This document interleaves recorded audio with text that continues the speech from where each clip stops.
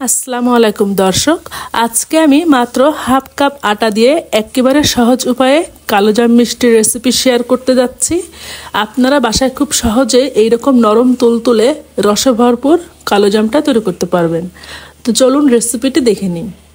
প্রথমে আমার লাগছে রুটি বানানো যে আটা সেটা নিচ্ছি হাফ কাপ, আর নিচ্ছি গুঁড়া দুধ হাফ কাপ। যতটুক গুঁড়া দুধ নিতে হবে ঠিক ততটুক আমি আটা নিয়েছিলাম। এখন এর ভেতরে আমি দিয়ে দিচ্ছি বেকিং সোডা 1/4 চা চামচ। আমি মেজারমেন্ট যে চামচ সেটাই নিয়েছি, তবে নর্মাল যে চা চামচ আছে সেটা তো মেপে দেখাচ্ছি ঠিক পরিমাণে কতটুক হয়। আটার তৈরি গোলাপজাম মিষ্টিতে অবশ্যই বেকিং সোডাটাই ব্যবহার করতে হবে, পরিমাণে বেশি দেওয়া যাবে না, সেক্ষেত্রে মিষ্টিটায় অনেক বেশি ফাটল চলে আসবে। ঠিক এতটুক পরিমাণে হয় চা চামচে। এখন এই শুকনো উপকরণগুলো আমি হাত দিয়ে একটু মিশিয়ে নিচ্ছি, এতে করে মেশানোটা অনেক ভালো হয়। মোটামুটি মিশিয়ে নেওয়া হয়ে গেলে এর ভেতরে আমি দিয়ে দেব ঘি। ঘিয়ের পরিবর্তে তেল দিলে মিষ্টির রেজাল্টটা ভালো আসবে না। 2 চা চামচ ঘি দিয়ে দিচ্ছি। ঘিটা দেওয়ার পর এটা আমি শুকনো উপকরণগুলোর সাথে খুব ভালো মতো মিশিয়ে নিচ্ছি। আঙুল দিয়ে ঘষে ঘষে এইভাবে মিশিয়ে নিচ্ছি। মিশিয়ে নেওয়া হয়ে গেলে এখান থেকে আমরা মিষ্টির ডো তৈরি করব, সেজন্য আমাদের লাগবে লিকুইড দুধ। আমি আগে থেকেই দুধটা জাল করে ঠান্ডা করে রেখেছিলাম। দুধের পরিমাণটা উল্লেখ করলাম না, মোটামুটি হাফ কাপের মতো নিয়েছি। এখান থেকে অল্প অল্প দুধ এই মিশ্রণের ভিতর নেব এবং ডো তৈরি করে নেব।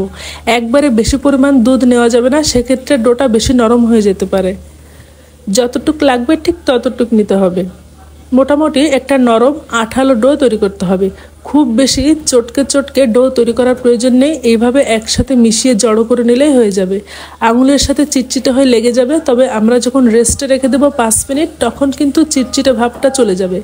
ঢেকে রেখে দিচ্ছি 5 মিনিট। এর মাঝে চিনির শিরাটা তৈরি করে নিচ্ছি। চুলায় একটি কড়াই দিয়ে এতে দিয়ে দিচ্ছি 1.5 কাপ পরিমাণ চিনি এবং 1.5 কাপ পরিমাণ পানি। এই শিরাটা বেশি ঘনও হবে না, বেশি পাতলাও হবে না। যতটুক পানি নিতে হবে ততটুক চিনি দিতে হবে। ফ্লেভারের জন্য 2টা এলাচ ফাটিয়ে দিয়ে দিচ্ছি, আর এখানে সামান্য স্যাফরন দিতে পারেন।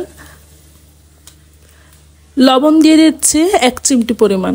আমার কাছে স্যাফরন ছিল না, এই জন্য সামান্য ইয়েলো ফুড কালার দিচ্ছি, তবে এটা পুরোপুরি অপশনাল, চাইলে বাদ দিতে পারেন।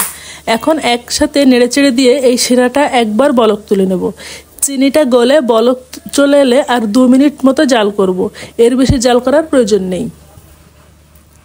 শিরাতে বলক চলে এসেছে। এখন আমি চুলাটা নিভিয়ে দিয়ে শিরাটা ঢাকনা দিয়ে এক সাইডে ঢেকে রেখে দেব এবং চলে যাব মিষ্টি তৈরি করতে। আমরা যে ডোটা তৈরি করে রেখেছিলাম সেটা এখন চিটচিটে ভাবটা চলে গিয়েছে এবং খুব সুন্দর সেট হয়ে গিয়েছে। এখন আমি চারিদিক থেকে খুব ভালো মতো এই ডোটা এক জায়গায় জড়ো করে 1 মিনিট মতো মথে নেব। হাতে একটু তেল মেখে নিয়েছিলাম। রুটি তৈরির মতো অনেক বেশি মথে নেওয়া যাবে না, জাস্ট 1 মিনিট মথে নিলে এটা অনেক বেশি সফট হয়ে যাবে। এতে করে মিষ্টি তৈরির সময় মিষ্টির গায়ে ফাটলটা আসবে না। মথে নেওয়া হয়ে গিয়েছে। এখন আমি এখান থেকে মিষ্টি তৈরি করব।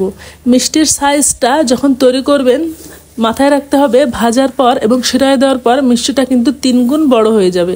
এজন্য একটু ছোট করে তৈরি করতে হবে। আমি মাঝারি সাইজের করে মিষ্টির বলগুলো তৈরি করে নিচ্ছি। মিষ্টির বলের গায়ে যেন কোনো রকম ফাটল না আসে, এজন্য একটু সময় নিয়ে মসৃণ করে গোল করে নিতে হবে।